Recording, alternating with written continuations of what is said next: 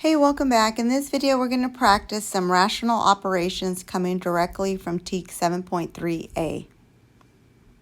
All right, so this says 2,614 divided by 36. So this is just a long division problem, and it's kind of a challenge. However, I'm going to try to make it easier in this video. I noticed that 2614 is an even number, and so is 36. So I'm going to divide both by 2. And when I divide both by 2, it just gives me equivalent ratios. That's it.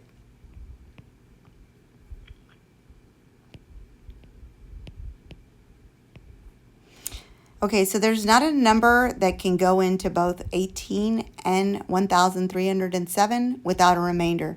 So now I will go ahead and solve this using algorithm. 1,307 divided by 18. 18 doesn't go into 1, and it doesn't go into 13, but it will go into 130. So if you're not sure exactly how many 18s go in, I suggest to just do repeated addition to the side. You only have to do it once. You don't have to keep doing it over. I see kids all the time, 18 times 5, 18 times 6, and just do this guess and check. And so there's nothing wrong with it if you get it right. But I figure if you're on YouTube, you probably are looking for help and strategies. Because every number you're going to divide will be by 18.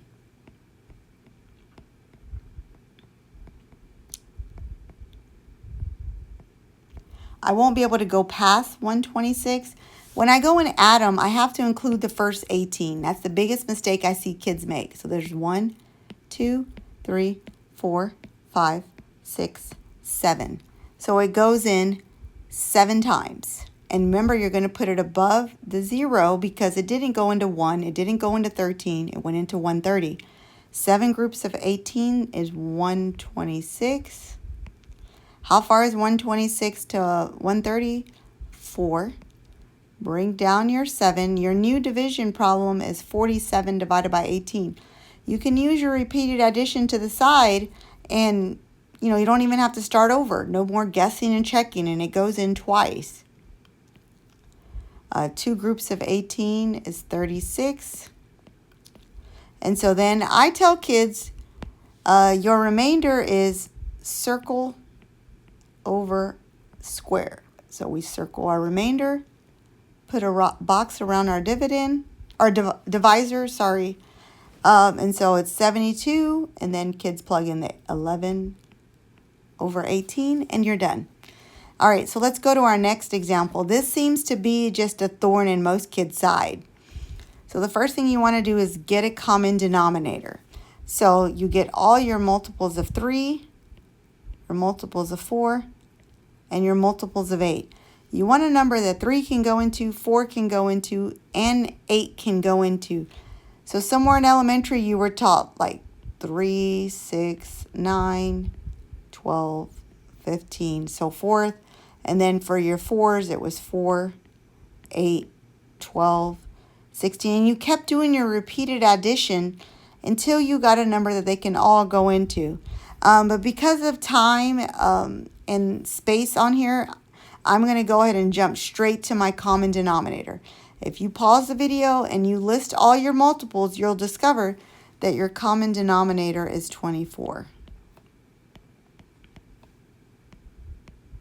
Okay, 3 became 24 by multiplying it by 8, and because I need it to be an equivalent ratio, I'm going to also multiply 1 by 8.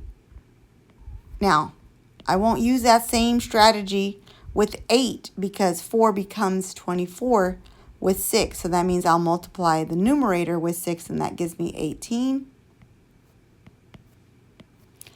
And then 8 became 24, and that's times 3. So that means I multiply 5 by 3, which gives me 15. Your whole number is 3 plus 2 is 5 plus 1 is 6. Now I want to add my numerators. My 24 stays the same, my denominator. So I got 18 and 15 is 33, but I need the 8 from the first fraction.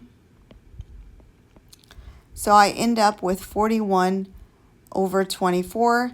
So what I want to do is simplify it. How many whole numbers can I take out of that to add to my whole number 6?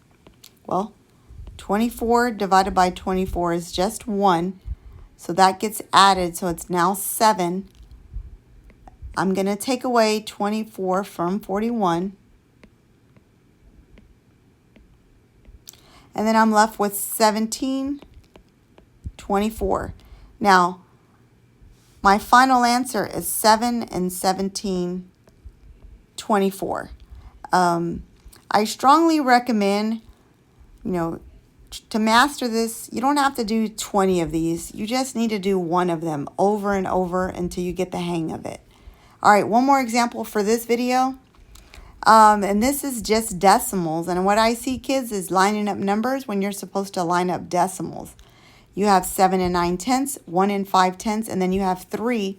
So what I recommend kids to do is add a decimal and a 0. So now we're going to add 7 and 9/10 plus 1 and 5/10, and then plus 0. So you don't have to add them all at the same time. You can just group them.